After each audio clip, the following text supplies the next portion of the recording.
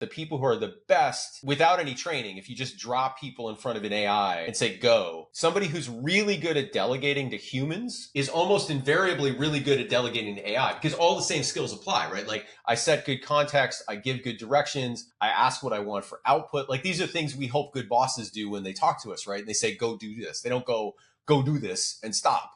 They bring all this other stuff to the table, right? And the people who walk up to an AI and they treat it like Google that's more verbose, it's not nearly as good for them. Welcome back to the High Ticket Systems Podcast. Everyone, please welcome the one and only Mr. Sean Campbell. Sean, how you doing today, my friend? Doing great. Thanks for having me on, man.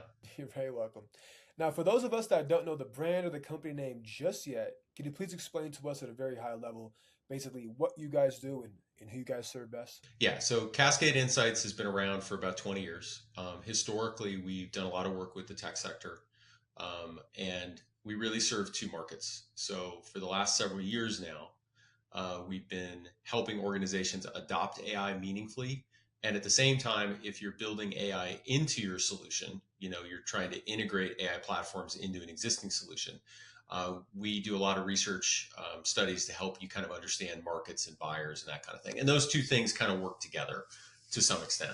And then the other thing I briefly mentioned is, in addition to running Cascade, I've always had a joy of teaching and doing that kind of thing. And so I've had a couple stints at a university level. So currently I'm teaching in George Fox's business school as a assistant professor of artificial intelligence. Being there basically refers to me, somewhat jokingly but real at the same time, like you're the AI guy for the department. No, actually, though, you actually are. That's pretty cool, man. Do you feel like institutions are going to start adopting like AI more so in regards to curriculums and like bringing experts like you into their institution to actually teach this to students? Well, I sure hope so. I mean, one of the things I really like about what Fox is doing is they and I should say this varies a bit by department, as you might expect. Like certain departments are going to feel more excited about AI and others maybe not. But the business school is really pretty forward in that. Like we're reinventing the whole MBA curriculum too. That's going to be AI centered. But you're right. There's a lot of like real concern and resistance. And to be fair, it's a very different problem to solve at the collegiate level versus, let's say, a kindergarten classroom, right? Because along that continuum, you've got scenarios, to keep it brief, like at the kindergarten level, well, they can't give away all of their thinking to AI. Like, what do we fill a kindergartner's or grammar school student's head with when AI makes access to knowledge kind of ubiquitous, right? And I know somebody probably heard that and went, but it hallucinates. But let's assume it's giving mostly right answers, just for the sake of argument for right now, right?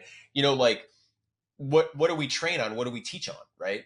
At the collegiate level, it's a different question in a way. It's like, how do we make sure that what the student is paying is actually worth it? How do we make sure that they're getting the right kind of learning and the right kind of just skills? And I'd say one last thing on that is that I think a lot of universities, not that I can speak for all of them, but I think a lot of them are going, there's a lot of soft skills training that we need to bring back. Like we might have been training hard skills training, but if raw knowledge and raw like thinking power is going to be an AI thing to some extent, then it's about relating to people, communicating, empathy, all those kinds of things. And traditionally, technically, unless you're in a program that really focuses on that, you're not going to get a lot of that. You're going to get a lot of like domain specific technical knowledge, which isn't the same thing. So yeah, lots of changes going on. It's exciting stuff. Would you agree? Oh, 100%. I mean, I think it's also frightening though. I mean, to be honest, like if you think about a college environment, right? There are a lot of people that their lives are invested in the idea that I know things, and to some extent, I mean, to be honest, I know things that others don't, and my job is to provide them that knowledge, right? And so AI kind of breaks that down a little bit, right? Now, for some people, like me, like I say, I get a get out of jail free card because I'm the guy teaching AI. So like my challenge is just keeping up with it, right? Because it's thundering ahead at such a great pace, right?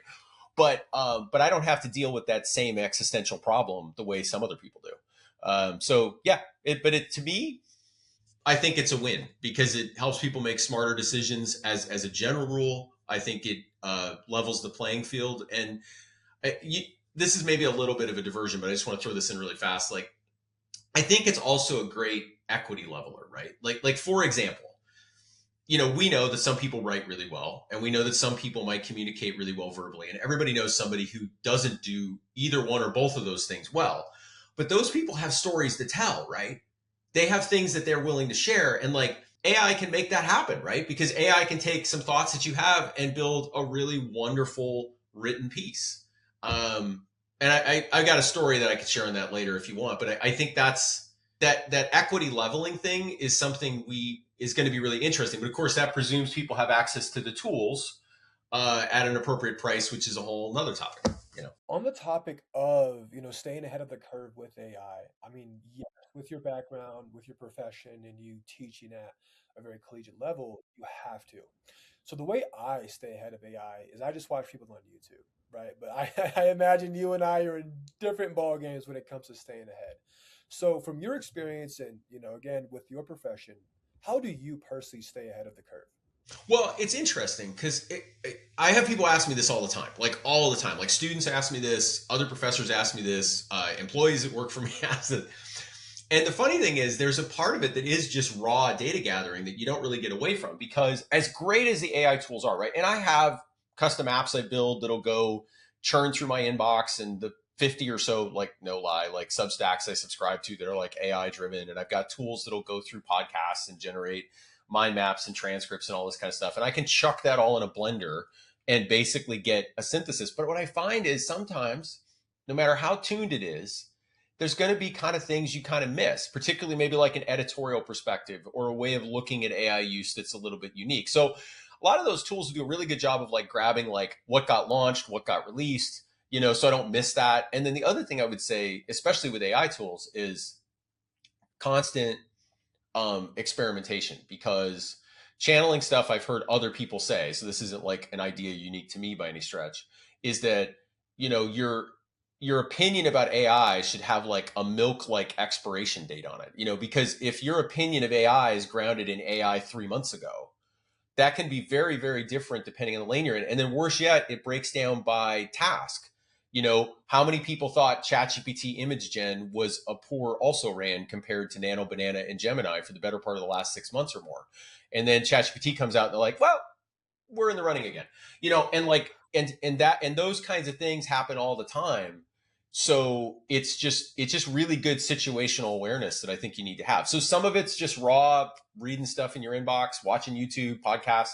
Some of it's building tools to kind of make that easier.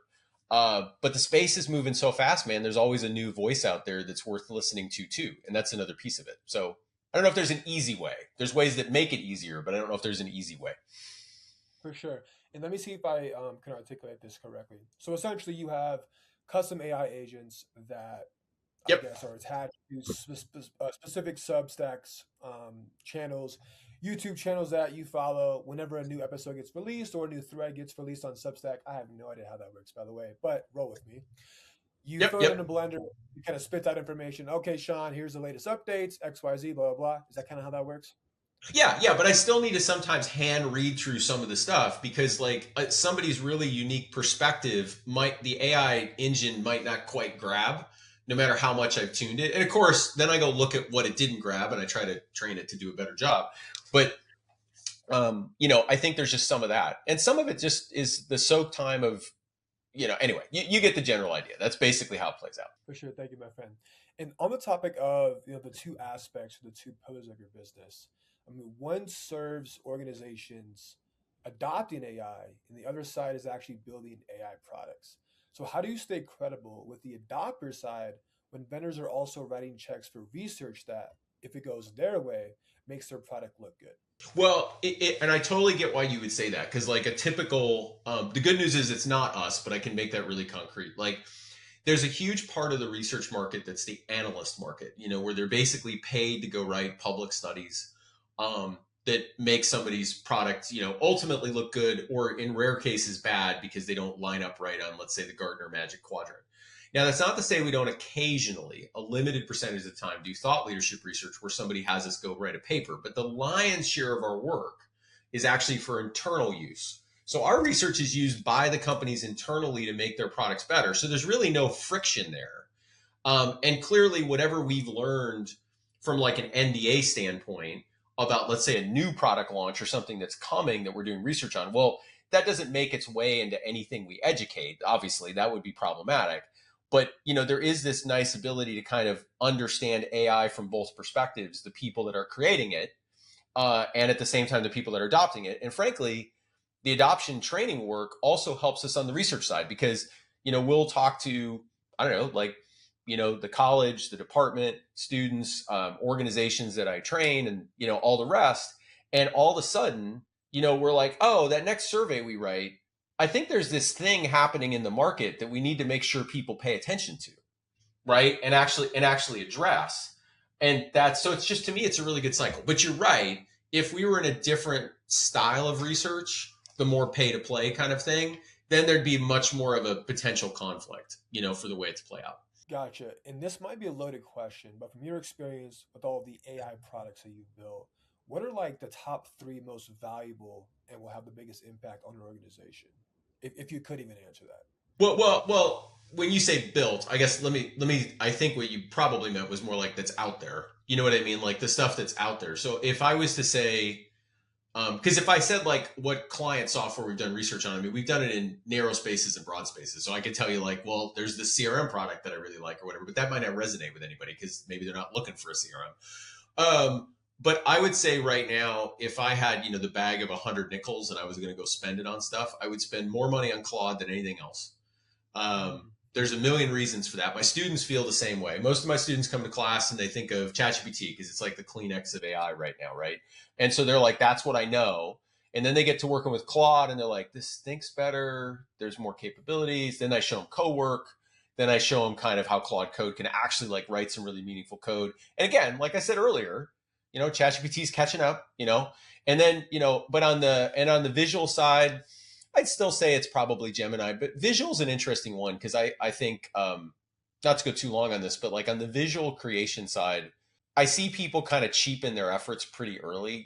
They go into ChatGPT or Gemini and they make an image they kind of like and they're done. But, there's not only those platforms, but there's things like Midjourney and Ideogram and a whole bunch of like, really narrow models for like video gen and animation and all this stuff. And I think the problem really is like, it's just, if you don't know the space of working as a creative, if you've never even like dabbled as a photographer, like in my house, I self voted by the family, I take better photos than anybody else. Now that may just be because I always have the newest camera. Like maybe that's it. Like that's the only real reason, right? But I feel like I've got enough aesthetic sense that I can drive those tools a little bit like a photographer or an illustrator would, even though I've never had those jobs. And so there's anyway, there's interesting things when it comes to AI use and kind of tools, but I would say that side of it, definitely a big fan of Perplexity when it comes to any kind of like research or pulling stuff together. It's kind of what we wish Google was. Like just this morning, right? I was at the gym. My son's looking for an F-150. So if anybody has a good used F-150, then feel free to email me. But anyway, the point is like, it was one of those classic, like, okay, so he wants to tow his race car trailer with his spec Miata in it, which has a weight, but then is that the tongue hitch weight? Don't worry, I'm not going to go long here. But like, there's all this math. Anybody who's towed knows. And it's like, I could go to Google, but then I'd go to 72 calculators. And I just sat there with Perplexity and it just kind of gave me the synthesis I wanted from all that open source intel, basically. And I'm like, son, here's a PDF. This is exactly what you need to do.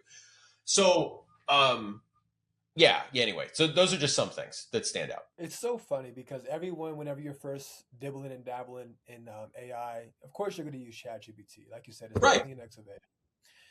But once you really start playing with Claude Code, you're like, dude, ChatGPT kind of sucks. Like, no, it does. It does. No, and it's funny because my students even like will literally call in the first couple weeks. I noticed this start to happen about a year ago. They'll say, well, I use chat. And that always means ChatGPT. Like they've shorted AI to chat, right? Go figure, right? And then they're a little, and this is okay to say because I think the students I've had would know where I'm coming from if anybody listens to this. They're a little frustrated that I'm asking them to buy a Claude license because every college student, money matters, right? And I'm like, no, I promise you'll. And by the end of the semester, everybody's like, chat? I don't use chat anymore. I use Claude, man, and it's like I feel like I should get like a little like accelerant for all the Claude licenses I've probably like co-sold. But like, no, I think it's just legitimately a really good model. But here's the thing, I'd keep it real, and I think you probably feel the same way too. It may not always be so, right? I mean, like that's the thing that like I'm always like, don't declare a winner. Like, your IT department wants to declare a winner because they just want one model because it makes it easy for them. As the individual professional, do not declare a winner. Don't. And I'm like, and then people will be like, well, it's $20 and it's $20. I'm like, dude, like if you actually use Claude for the $20 a month and you use it every day, the amount of time saved, you will be able to sit at Starbucks and do no work. It's not that it's the cost of Starbucks. You will be able to go to Starbucks and do no work while Claude works on the laptop you left in your car. You know what I mean? And like, but it's a hard thing to get through to people because, and this maybe takes us somewhere else for a minute, but just really briefly, I think I think people struggle to work with AI platforms to some extent because it's such a different um, interaction model. I mean, to me, I found that the people who are the best without any training, if you just drop people in front of an AI and say go, somebody who's really good at delegating to humans is almost invariably really good at delegating to AI because all the same skills apply, right? Like I set good context, I give good directions, I ask what I want for output. Like these are things we hope good bosses do when they talk to us, right? And they say, go do this. They don't go do this and stop. They bring all this other stuff to the table, right? And the people who walk up to an AI and they treat it like Google that's more verbose, like it's not nearly as good for them, right? And then they get frustrated. And so anyway, I just that's kind of where I'm at, with a little bit. But I think it makes it a fantastic experience and journey from the consumer standpoint because you have all these AI companies, OpenAI, right. Anthropic, whoever the hell owns Perplexity, really competing to become number one. What that really means is they are working day and night, 24/7 hours a day, or 24/7 to make the best model. So we're always getting the best improvements, the latest model, like Oh, the right. best They're of the always best. looking left and right, and they're like, and by the way, just a quick thing, don't we all feel sorry for the guy that owns Perplexity? Because like everybody else knows who, you know what I mean? You're like the Anthropic guy. You know who he is, the ChatGPT guy. If we took a poll and we're like, who's the guy that runs Perplexity? They're like, I don't know. He's Right, probably got like a right. huge ego problem all day long. He's like, come on, marketing team, I want my name out there. Anyway, sorry, I just couldn't But resist it. no, you're totally fine. I personally never used Perplexity before. So can you kind of, you said you like using it for a research purpose. This is probably not Yeah, yeah. common. I mean, the Okay, short fine. version about Perplexity is, like I said, it's like what you wish Google was. Like the way I went to a conference talk a number of years ago, and this long before AI, and the guy I think framed Google the best way ever, even though it was way before AI. He said going to Google is like going up to a small window and saying, "I would like to learn about penguins," and a guy on the other side holds up a penguin and says, "This penguin." And then he walks over and he says, "This penguin," and he opens up another one. And you have to go to each penguin and inquire of it if it's what you want, right? Now and again, to Google's credit, that link algorithm that they developed. I mean, I'm old enough. I'm 55 that I used Google when it had a beta sticker on it. Like I remember that day, like on the homepage, right? So it was revolutionary. It's why we don't use Yahoo anymore and a million other things. So all that's legit. But what we kind of wanted is something in between, right? Something that I could say, like, well, we're all back to that F-150 example. I could use anything, but since we just brought it up, like, there's a million websites that have like tow ratings and combos and what the size of the cab impacts the total towable weight that the truck can pull and all this stuff, and it's buried in PDFs on Ford sites. Well, I can go click through all those and eventually get some synthesis of the ones that I might want to buy on the used market, or I can give more of like a direction, a delegation to Perplexity, and it will surface all that data for me in exactly the same way, but do it in a way that's almost like a research package that comes back to me. Um, and Perplexity Computer, which is something they released not that long ago, is actually like that on steroids. Like you can do some pretty amazing, like long running research like activities and stuff. So I think it's not as heralded in the toolbox, but I don't turn to it as much as Claude, let's say. But when I feel like my problem is more go collect data and package it up for me, I will tend to go to Perplexity to go do that. Understood. Understood. Okay, cool. We can definitely stay there for a minute, but Let's move on here. So the sales schema episode you did was titled 15 Years of Inconvenient B2B Truths. What's the one inconvenient truth about B2B buyer behavior in 2026 that vendors keep refusing to hear, even when your research puts it directly in front of them? I would say the thing that has been so consistent year after year, and clearly there's multiple things that we end up bumping into, because when you do research you see patterns, but like I'd say the biggest thing is they aim their marketing too high. Like we will have people come to us and say, I want to go do a research study on CFOs. And I go, why do you want to do a research study on CFOs? Because we want to convince CFOs they should buy our widget. I go, okay. What role does the CFO have in the buying funnel? Well, the important one, they say to me, almost like I should know this. And I'm like, well, of course the CFO is important. How much time are you going to spend with the CFO?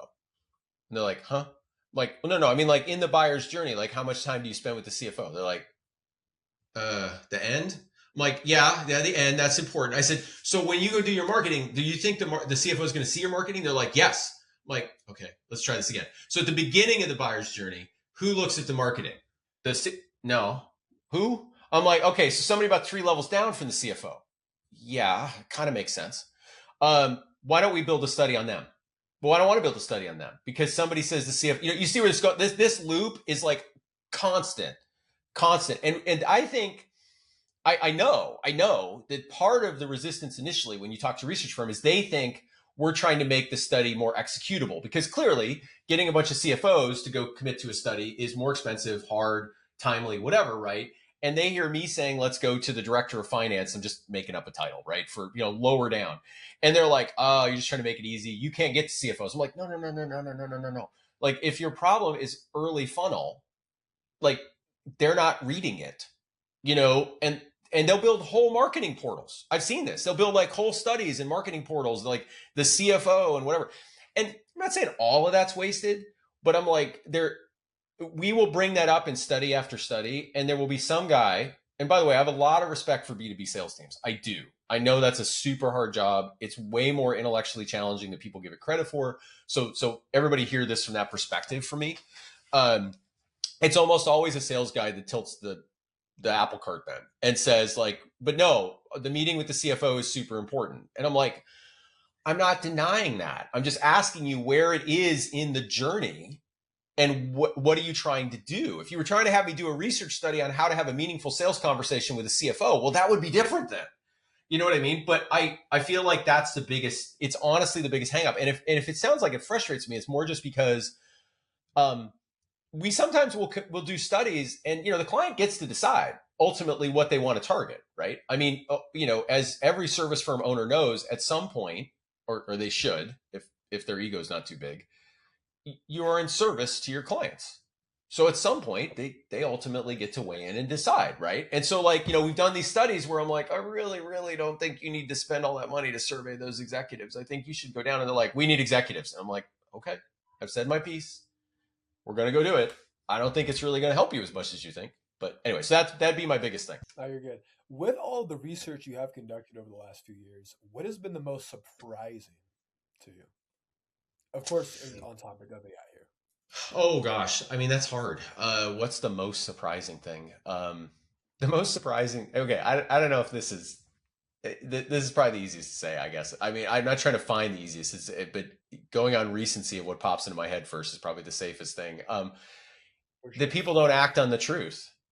I mean, I had a student once when I was teaching an MBA program like 14 years ago, who said, and I stopped because my kids were young and I wanted to coach baseball, and then I ended up back at college now. But like, this young kid said, "Do you get paid if they don't act on your decision, what you gave them?" And I'm like, "Oh, Padawan, no. There's no way that would work because people like decide against their self-interest all day long." I mean, that's probably the biggest surprise to me is we will put data, and I'm not saying if somebody hears that and they're like, well, certainly you don't know everything. Of course I don't. But I'm talking about like a pie chart that's like 97-3, like it is absolutely ironclad that this should not be done. And we hear later like, well, Charlie, the executive, decided that, we still need to do it. And it's the 3, and I'm like, really? I'm like, why did we go through all this? I mean, honestly, that's the biggest thing is that they decide against their self-interest in violent ways, even though the data is just clear cut. you know, and not everybody's that way, clearly. Like lots of people act on like, the news that they hear. But I think that's the part that just befuddles me to this day, owning a research firm. Can you give us one example if you don't mind on how that would work? Uh I would like to, but it's probably hard to give one that would feel deep because I either have to like hide who the client is if I give you a detailed example, which then makes it hard because of NDA, or I have to like not tell you a lot about what happened and I name the client name. So that one I think is harder for me to dig into, but I totally get why you'd ask. The Cascade philosophy is built around fluid intelligence practitioners who also do the research instead of pure researchers reporting from the cheap seats. Where does the pure researcher model break down most painfully? And was there a specific engagement that pushed you toward that thesis? Well, I think the biggest thing, yeah, I think there's a number of things that to get at what I think you're getting at that like how does AI change, the role of a researcher? And I think I could put a finger on analysis and I could talk for a long time about how like, quantitative analysis is made more efficient. Like Claude is amazing at dealing with, quantitative data. Um, but the one that I think is less heralded, but I think it's probably had the biggest impact that clients might um, feel even more than they know, and I've seen it play out now to know that it's definitely happening, is visuals. Why do we not have visuals in the deck?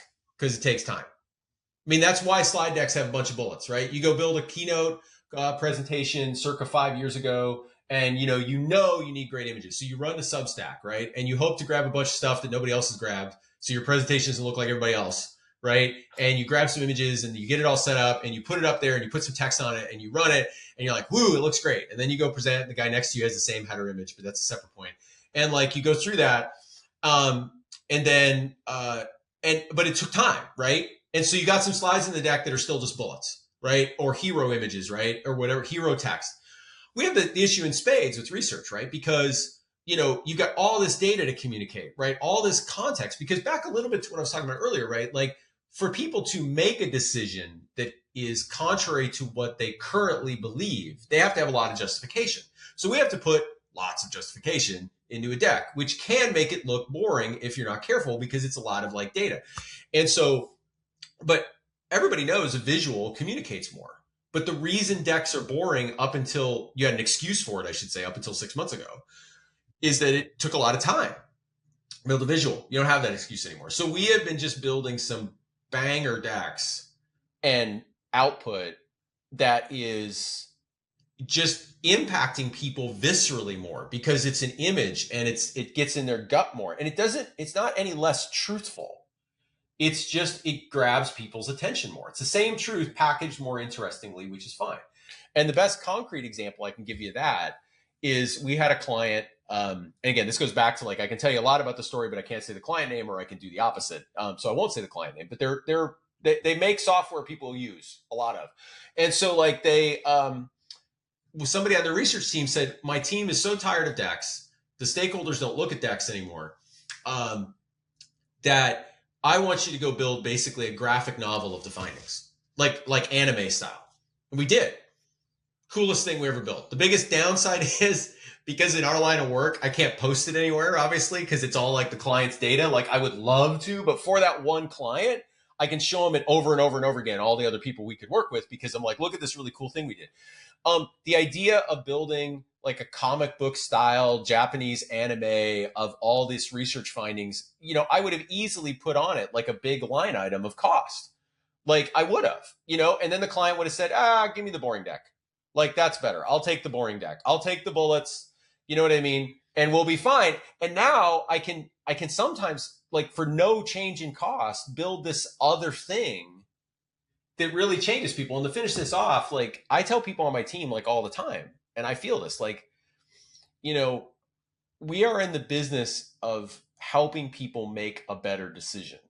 So either to feel really good about the one they were about to make, or to go, oh, no, we need to make a different one. So anything we do that makes people interact better with what we've shipped is a win, right? And so to me, that's the biggest thing. And then you take one other click. I got to say this really fast, is like, because you probably know this, like we're at the point now that even the concept of building a deck will go away. Like when I closed off this semester with the students, Claude Design had released about a week or so before we were wrapping the semester, right? Maybe 2 weeks. And I had this little riff with them where I was like, look, between Notebook LM making decks that are now slightly editable. I mean, some people might quibble. I think they're slightly editable the way they are now. And then you got Claude Design, and you got all this idea that we even like think of deck production as a separate thing might not even exist in 2 years. And that alone is crazy to think of. Because if you've been in business long enough, like you feel like half your life has been building decks at some point, you know? Especially at the executive, C-suite level, 100%. Right. I kind of want to pivot if you don't mind. This Sure. is just a personal interest of mine. So there's a lot of people out there that are generally lazy, and now that we have AI at our fingertips, it can learn anything, it can think for us. More importantly, how do you recommend students in college, high school, and even younger actually utilize AI while still growing their brain? Simply put. It's such a great question because the answer today won't be the answer in 6 months or a year. Because like something I just read earlier today from a guy, Ethan Mollick, that I really appreciate. He said, because he's an academic, and he said, we tend to want to believe that we'll be left to decide everything. Like deciding will be the human thing, and I think that's still mostly true. But he said, we got to face the fact that AIs are really good at giving us suggestions and strategy. And at some point, well, doesn't that put them right on the verge of deciding? You know what I mean? And what's, and if you're Musk, and for the record, I'm not a Musk hater or fanboy. I mean, I do like the idea we get to go to space in a meaningful way. So hate me for that or not. But yeah, so separately, I mean, go figure. I'm a tech guy, so I probably would like rockets. You know what I mean? At the end of the day, but Musk is, you talk to Musk and he's like, well, no, the solution to this is like, we don't have to worry about that. Cause like everybody's, production's going to drop to zero cost. Everybody's going to be fine, Okay. So the point is it's a moving target, but what I walk students through is a little bit of a framework I use called RISE, which just basically says that in the current state of AI use, which is all I can meaningfully teach them on, right, is routine tasks in your job should just go away to the AI. Whatever is routine, whatever is like boxable and whatever, do not like tell yourself that is something you're going to spend a lot of time learning and figuring out. I mean, there used to be a guy in every office that knew like weird janky Excel formulas, like, index match and VLOOKUP and, and he was proud of it. And you always went over to his desk and you were like, hey, Bob, like, VLOOKUP, you know what I mean? Can you teach me it? Okay, well, that we don't need that guy anymore, right? I mean, so there's routine, and then there's like investigative, which is a bit like the Perplexity thing. Like it used to be kind of like an art to go get all those tow ratings and all that stuff and do it faster than somebody else, right? Research penguins faster than anybody else. And then there's like strategy, right? And that's where Moloch is going, well, we used to think this was just human, and maybe not, because anybody's worked with Claude long enough goes, it can be pretty strategic if you really like push it, right? And then the last part of that in framework is engagement. And so what I've been telling students is focus on human to human engagement. Like in my class, they do a huge debate with each other on a whole host of AI topics, UBI, whether we should have it or not, ethical considerations. It's a huge list. They get to pick. And what frightens me is when I've polled my students how often any of them have engaged in a public debate in front of their classmates, structured, not just yelling at each other, right? At best, one of my students each semester has ever engaged in a debate. And think about that, right? Like what's left to do when AI does everything? Debate? Like that's what we get left to do, right? For better or worse, right? That's what we're left to do, right? I mean, because and yet nobody knows how to do it. And I'm like, they're not training it. And so I really love that the students go through it because it's frightening for them too. And the same thing happens like you'd expect, right? They get up there and they're like, and I also, by the way, the last couple semesters, I basically had them argue the opposite side they believe on after they've argued the side they believe on. And they all do the same thing. Like anybody who's ever done this in real life with any topic, they get done with the second one where they flip sides and they write in their reflection at the end of it. I don't feel as sure about my original position anymore. I don't. I'm not. And every once in a while, there's a kid, equally rightly, by the way, who's like, now that I argued the other side, I'm pretty sure. I'm like, good, good. That's what civics should be. You know what I mean? Like, so what am I trying to say? I think it's all the soft skill stuff. I think you, and the other thing I tell them is, we used to say you were T-shaped as a skill, right? You built this 10,000 hour thing. You learned all about it. You got paid for that your whole career. Your goal was to make the part of your T longer than everybody else. So you were super genius on that. And that was your way. And as long as you picked a good T shape, you were set. I'm like, be W shaped, M shaped, Z shaped, whatever, like, add more skills, but those skills are AI enhanced, right? If you were really good at verbal and you sucked at writing, well, you don't have that excuse anymore. You can be great at writing. AI can fill that gap, right? But you need to feel comfortable using it. So anyway, that's kind of but I'd sum it all up by, it's incredibly a moving target, because I'll even have these conversations and something will launch in the middle of the semester, and then we will wrestle with it. And we will be like, well, I guess AI can do that now. Now what do we do with that? Right? That is the big question, because if you, as a human being, always rely on AI to answer for you, to think for you, wouldn't that, like, I don't know, decrease your cognitive ability over time? Well, 100%, which is why I'm like leave that E for you. Like, even if the R and the I and the S all get taken up, you know what I mean? Like, the ability to engage with another human, I see. that you have to develop. You absolutely have to develop. And the truth is, unfortunately, most college education, like I talked about before, and I think this is even equally true of primary, although I should be careful here because I've never taught K through 12, but my recollection of it, as long ago as it was, and even what I saw my kids go through, is that, it's very hard skills. It's like, let's teach long division. Let's go teach, blah, blah, blah, blah, blah, right? And it's not about, like, how do I relate to my classmate and have a good civics debate about something, and how do I deal with, like, really thorny issues. That's a lot harder to kind of teach.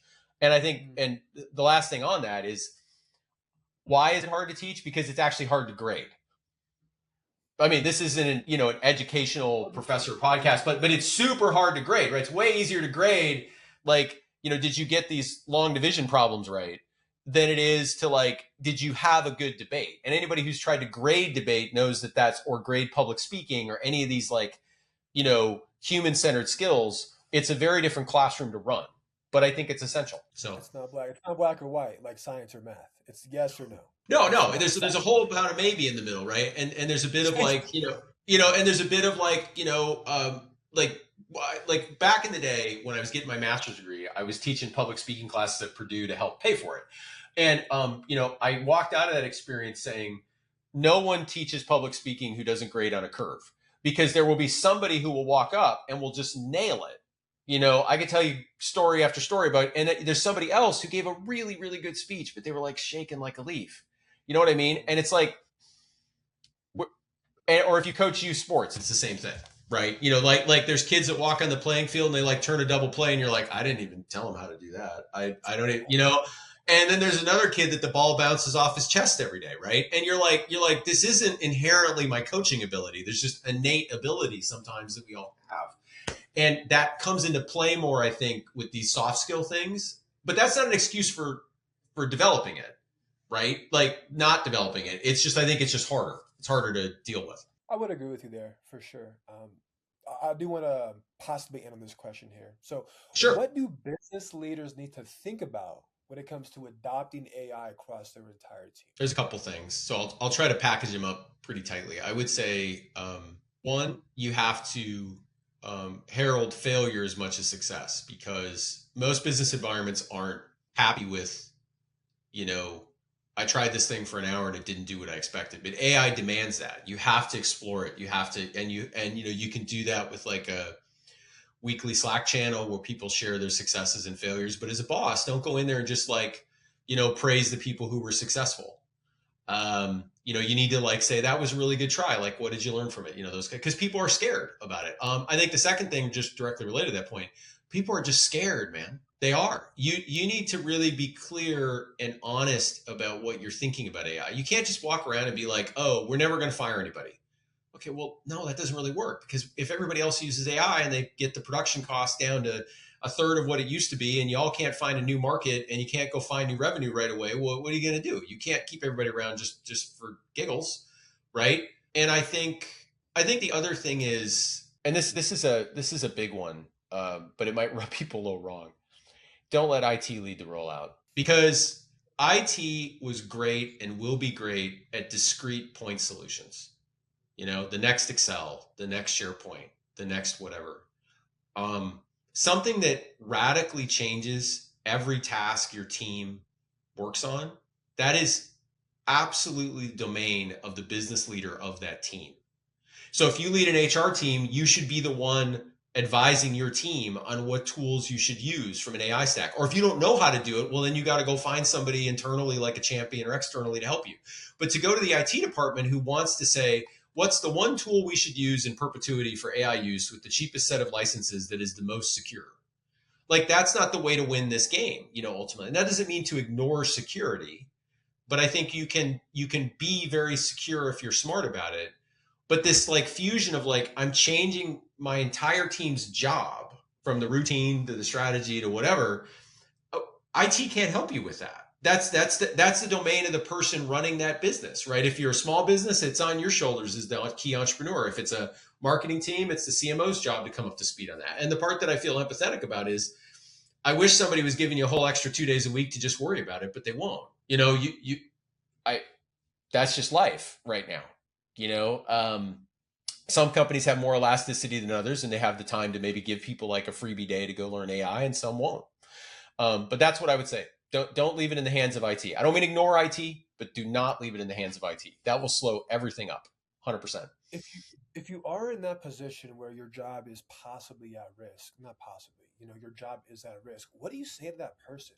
How do you help them, I guess, not worry, not live in fear all the time, maybe start adopting AI so they can maybe start a side hustle, start their own Yeah, business well, with AI? I don't know if this, yeah, there's so much to say there, but if I'm happy to say more on this, but I'll give you this example of a conversation I had with a student once, and see if this gets to where you're going. But I think it does, because I think of it a lot when people ask me something like that. Is this student walked up to me, and let's just say the student was invested in writing, liked writing, and was really bothered by, I shouldn't say really bothered, but somewhat bothered by this guest lecture I gave in another class, where I was like, look at all these amazing things that are happening to research and AI. And the student popped up and said, are you okay with all this? And I was like, well, one, I'm not really in charge of all this, but like, it's fine. I said, but what do you mean? And the individual said, well, kind of after a couple minutes, I was like, well, I really like writing. I don't like what AI is doing to writing. AI writing is horrible. And I was like, okay, hold on a minute. I said, so did you get into writing to string prepositions together? And she's like, no, I was not. After a while, and then I went up to the board and I drew a vertical rectangle, and I said, so all this stuff at the bottom, you're just gonna have to give that up, like stringing prepositions together, like writing an amazing sentence. You might even have to give that up. I said, but why do you write? Isn't it to actually like impact people? And I said, so here's the deal. If the top of your box is dotted, that it goes on to infinity, you probably still can keep that job.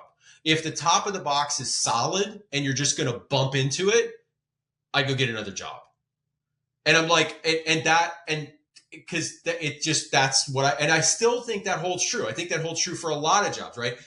Buddy of mine, daughter got married a kid that was going to be a medical transcriptionist. Well, I think we know those jobs are probably dead, right? But that's a box that's got a top hard line in it. There's no dotted line to the top of that box, right? And so that's what I would tell people to do. And if that means you need to change careers and change jobs, I feel bad about that. I do, but far be it for me to not tell you the truth, right? That's what you got to go do. Maybe, if that's the kind of job you got. We need people like you to actually speak the truth, regardless if it hurts or not. One last question for you, Sean.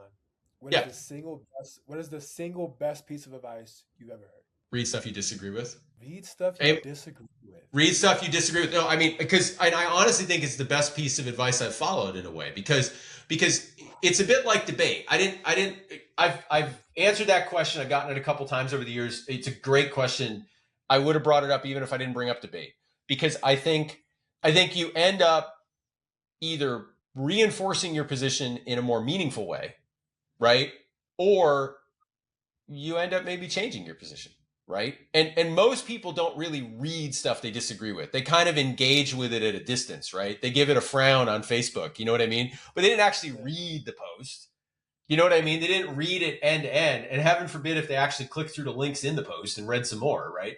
Like that doesn't happen, and I think we're worse off for it. And again, maybe your position stays the same. That's great. I got no problem with that, none at all. But I think you got to read more stuff you disagree with. My favorite teacher in high school always said this. He said, unless you fully grasped both sides of the argument, you are not able to actually have an opinion on either side because you don't fully understand the context and what both parties are trying to articulate. So, whenever we had to write our essays in high school, we had to first write about the opposing side and their There you beliefs, go. and then our counter argument on what Right, we right. think and how we. And I think, I mean, damn, I can't believe I brought that up, but yeah, that makes a whole lot of sense, right? And I still agree. You're not allowed to have an opinion if you only know one side of the argument, dude. Like, no, you have to understand both. And I'm sure you can Right. elaborate. And we're not out of time here, but Sean, you're the freaking man. Thank you so much for hopping on and sharing all the Hey, no insights problem. about it. Thanks for having Usually, me on, where man. can they find you? Yeah, where could they find you if they wanted to explore? Well, so you can reach out to me at Sean, SEAN at cascadeinsights.com. And just go check out cascadeinsights.com. And then I've also got a newsletter on LinkedIn people want to check out called The Human Side of AI that I share a bunch of thoughts there too. But any of those places are fine, man. Awesome. Well, thanks again, Sean. Audience, we'll talk to y'all soon.